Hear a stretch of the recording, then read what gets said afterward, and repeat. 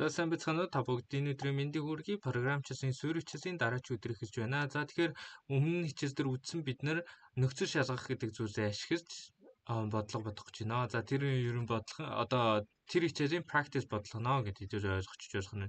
За тэгэхээр хэдүүрэн өнөөдөр бодох бодлого юу юм бэ гэхээр 3 тооны их гэдэг нэртэй бодлого байна. За энэ бодлого нь ямар бодлого вэ гэвэл өгөгдсөн 3 бүхэл тооны айл ихийг нь олох нь байна. За тэгэхээр энд төрсөөр нэг мөрөнд одоо 3 тоо тусгаарлагдсан, зайгаар тусгаарлагдсан өгдөнө гэж байна. За тэгээд айл их тоог нь хэдүүр хөөж гэнэ байна. За одоо жишээ нь энэ жишээн дээр авч үзэхэд 1 3 2 гэхээр 3 бол эндээс хамгийн их тоо нь байна тийм учраас 3 гэдгийг хэвлсэн байна.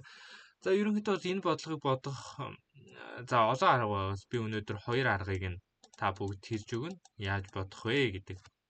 За тэгэхээр хэдүүлээ өмнө нь бас зөвхөн хувьсаг зарлаа тэрэн дээр математик үйлдэл хийж сурч исэн бол өнөөдөр хэдүүлээ юу яах нэ? Нөхцөл шалгах гэдэг зүйлийг ашиглаад илүү комплекс асуудлыг шийдэж үзэх нэ тий. За тэгэхээр хэдүүлсэнд нь за A B C гэдэг 3 хувьсагчдэр 1 3 2 гэдэг тоонууд хадгалагдаж байгаа гэд хэдүүлээ бодчих. Тэ? За тэгэнгүүт ингэж бодчингууд хэдүүлсэнд нь дахиад max гэд нэг өөр хувьсаг зарч та аль max элементийг нь л хэвлэх те. Одоо хадгалах. Тэрэн дээр хэдүүлээ A гэд эхнийхээ тоог хадгалчих. За тэгээ эхнийхээ тоог хадгалсан ч одоо max маань утга юу болсон бэ гэвэл 1 болсон шүү дээ те. 1 гэдэг утгатай тэнцүү. Яг тэгвэл A1 гэдэг утгатай тэнцүү учраас. За тэгвэл хэдүүлээ шалгана. Хэрвээ max нь B-гээс бага бол яах юм?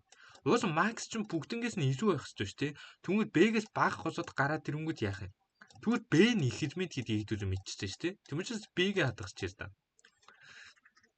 За энэ үндсэн утга дээр хэдүүлээ энэ юун дээр харъя л та. Тэ энэ жишээн дээр харъя. Мэдээж A бол B-гээс бага байна. Max дээр одоо бол A хадгалагдсан байгаа. Тэ тэр нь бол 1. Тэгвэл 1 3 2-ыг харьцуулаад үзвэл мэдээж 3 илүү шүү дээ. Тийм учраас хэдүүлээ max дээр B-гээ хадгалчих нь байна. Тэгэхээр энэ нэг нь байх болсоо 3. Тийм ээ? За тэгвэл дахиад if гэж шалгана. Хэрвээ max нь C-гээс бага бол яах? Тэгвэл max дээр дахиад C-гээ хадгалчих шүү дээ. Бидний нөхцөл ёсоор бол бидний одоо байгаа энэ жишээн дээр бол тийм бол байхгүй нь яагаад гэвэл одоо B дээр хамгийн max нь гарч ирж байна. Хэрвээ 3 2-ын байранд соригдсон энд нь 3 энд нь 2 байсан бол 2 гэж энд нэг соригдоод дараа нь C дээр ирээд 3 гэж соригдох нь байна тий. За ерөнхийдөө бол ийм код бичигдэх нэ. За тэгээд мэдээж C out max-а хэвлэхэд болно тий.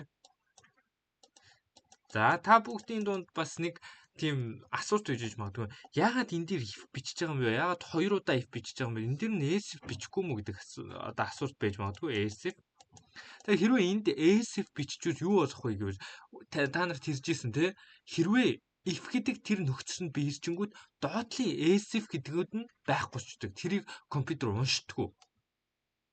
Тэгэхээр яах вэ гэвэл хэрвээ 1 2 3 байлаа гэж бодоход бид нэр ESF-тэй нөхцөлийг ярьж байгаа тийм. Тэнгүүд тийм байлаа гэж бодоход хэдүүлсэнд нь юу болох вэ гэхээр тэгэхээр max нь A-тай тэнцүү буюу нэгтэй тэнцүү байгаа. If-ийн нөхцөлийг шалгалаа. Max тэнцүү B болно тийм. Тэнгүүд хэдүүлгийнх нь B-ийн хувьд бол 2 байна шүү дээ. 2 болонгууд if биелсэн учраас ESF-ийг компьютер тооцохгүй. If нь биелсэн л бол ESF нь доошоо тооцогдохгүй. Тийм учраас хэдүүлээ 2 гэдэг хариуг энд хэвлэх нь шүү дээ. 2 үнэндээ бидний хариу мөн үү? Биш шүү дээ. 3 тий.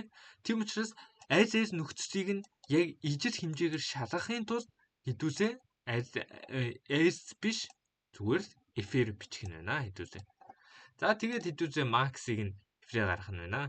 За тэгэхээр нэг арга нь бол ийм. За энэ арга бол ойлгомжтой байсан байх гэж найдаж байна. За тэгмүүд хоёр дахь арга нь юу юм бэ гэвэл бол цаанаас өгсөн функц ашиглаж бодох бодолтой байгаа.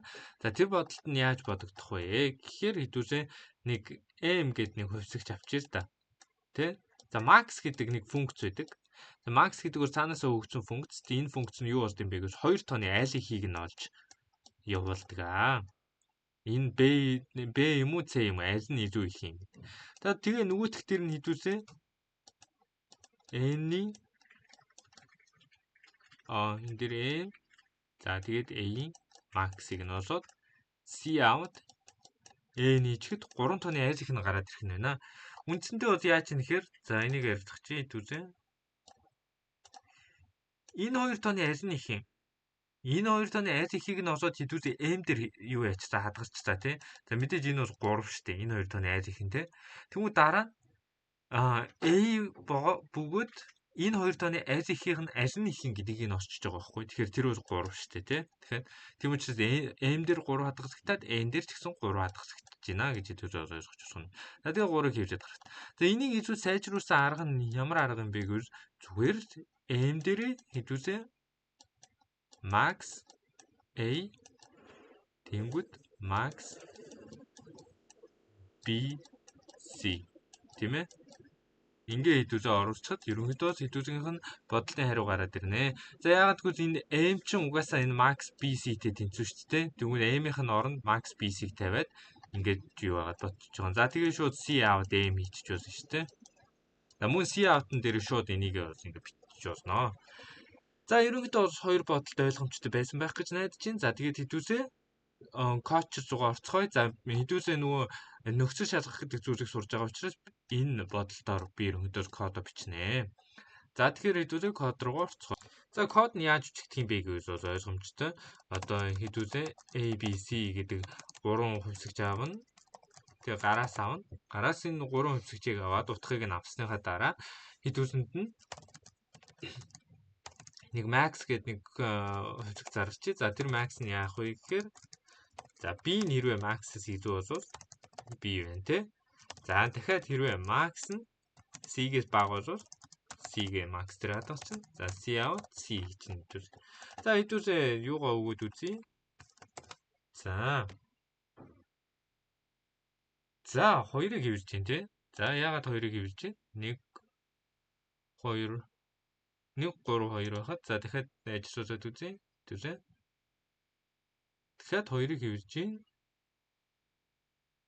хэдүүлээ C-г хэвлэж гаргахгүй шүү дээ. Хэдүүлээ max-ыг хэвлэж гаргана. За миний алдаа бол энд гарч байна. Уус C хэвлэж гаргаад тэгвэл C дээр хөвчин тоглож гаргаад шүү дээ. За max-ыг бол ингэж болох нь байна. За хэдүүлээ энэ бодолтоо юун дээр тавиад үзцгээе те. Spot дээр хэдүүлээ тавиад үзцгээе. За spot дээр те энэ бодлого байна.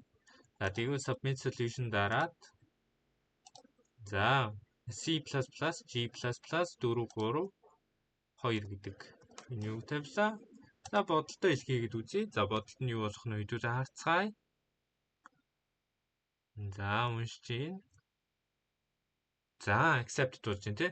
За тэгэхээр хэдүүлээ энэ бодолтоос ойлгомжтой байсан байх гэж найдаж байна. Хэрвээ ойлгоогүй асуулт байгаа бол комент хэсэгт бичээрэй. За тэгээд бичлэг таалагдсан бол лайк болон subscribe дарж манай чаналыг дэмжээрэй.